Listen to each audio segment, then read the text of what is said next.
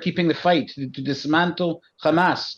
We understand that we have to do this. We have to take care of their tunnels. We have to take care of the terrorists who are firing at us in Shuja'iyya, in Khan Yunis, and in Jabalia.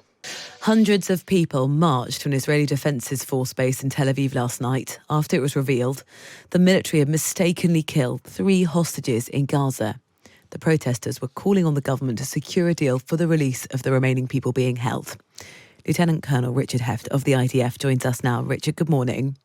Hi, Rosie. How are you? I'm well, thank you. Explain for us, this is obviously devastating yesterday. What went wrong?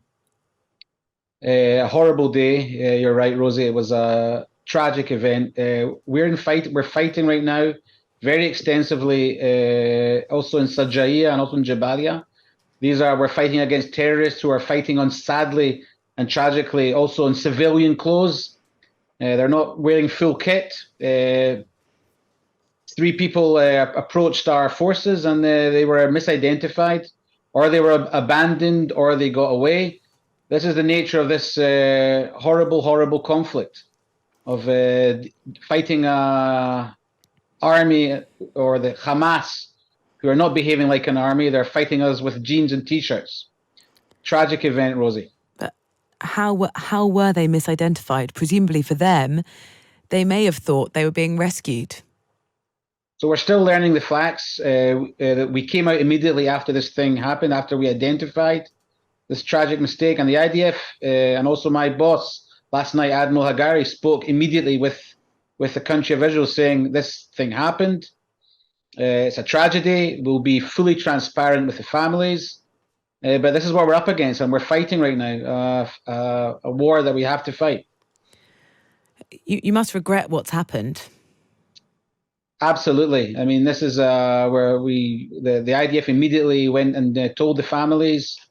It's a terrible, terrible event. But again, we will back our soldiers. They're fighting in a very, very complex battle. We have soldiers that are getting lost every day in this fight that they started on the 7th of October. And we'll keep fighting to get our hostages home and dismantle Hamas. These are decisions that have culminated in people dying. Are they being made too hastily? I don't think they're being made hastily. This is we're slowly advancing within doing a job that we need to do. Also in Shuja'iyya, which is infested with terrorist infrastructure. We're putting out these visuals. We're losing soldiers in these fights. I think the decisions are made in a way, and that's also the nature of war. When we're fighting an organization who's firing at us from within alleys and they're wearing civilian clothes, this is not a regular army. This is a rogue terrorist army. And that tragic event happened due to the nature of this conflict. One of your main objectives is to secure the release of those hostages. This has undermined those efforts. Are you looking at your strategy to say, we've got 2 things we're trying to do here, defeat Hamas, but also bring the hostages home, and realise maybe it's not possible to achieve both of those aims? The IDF is doing everything it can to minimise and collateral damage. We've also had other tragic events. This is a tragedy because it's civilians. And again, we'll learn our lessons and we'll release them as we understand what exactly happened here. But the fight is going to continue as long as it takes. It's just in this case, you're killing Palestinian civilians and you're killing your own. I wouldn't put that in the same sentence, Rosie. This is something totally different. We are fighting against Hamas. We are not deliberately killing Palestinian civilians, just like we didn't deliberately kill our hostages. Our focus is on Hamas, and we'll repeat it again and again. Sadly, Hamas are behaving and hiding behind their civilians in the most cynical way. Will you change strategy to just talk about the perspective of families of those who had people taken hostage? They've said the possibility of rescuing hostages by military means, this is not the time. Israel must initiate a deal to bring them back alive and not in coffins. Is it time to talk to Hamas? So that strategy is way over my pay grade, Rosie. The IDF is focusing right now on the fight. We'll learn our lessons from this event. It's a very complex battlefield.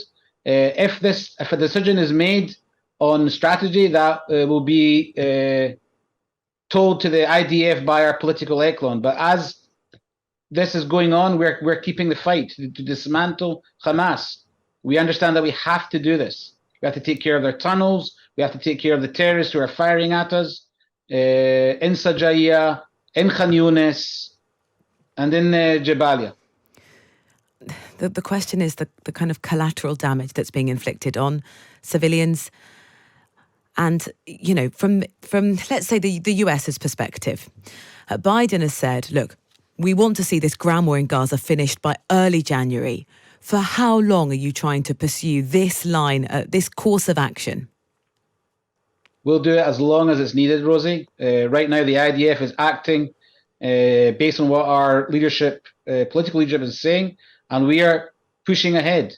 We're pushing ahead, and we're going to gain and put more pressure on Hamas. And we believe that this military campaign will enable, in the end, for the hostages to get home. And we won't stop till we're told differently.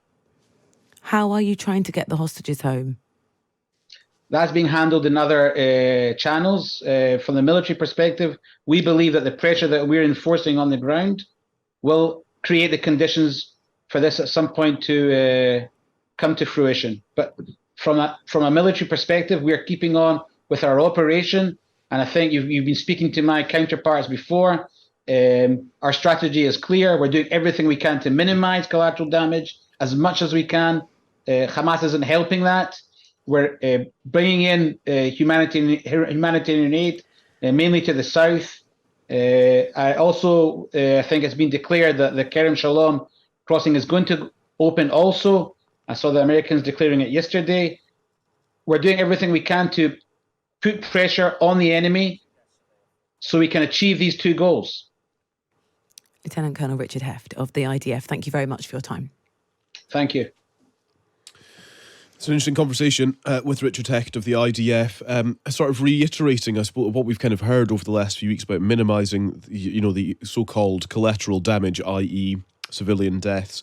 What I thought stood out, actually, was when you put it to him rightly, Rosie, that, you know, the IDF now is responsible for killing Palestinian civilians by way of, again, in inverted commas, collateral damage, but now also actually 3 Israeli hostages. And so much of war is about perception and, I mean, frankly, PR. And I just wonder how big a blow this is for the IDF's efforts, particularly in the context of exactly what you were saying there, the international pressure to end this soon-ish. You know, if it was to be the start of January, that's only a couple of weeks away. And these sorts of perceptions that, you know, are they able to differentiate even in the heat of war? And if that is not possible, then actually, how are you achieving your aims and your goals? I thought it was quite a fascinating conversation at what is clearly a very difficult time for the IDF. Yeah, and how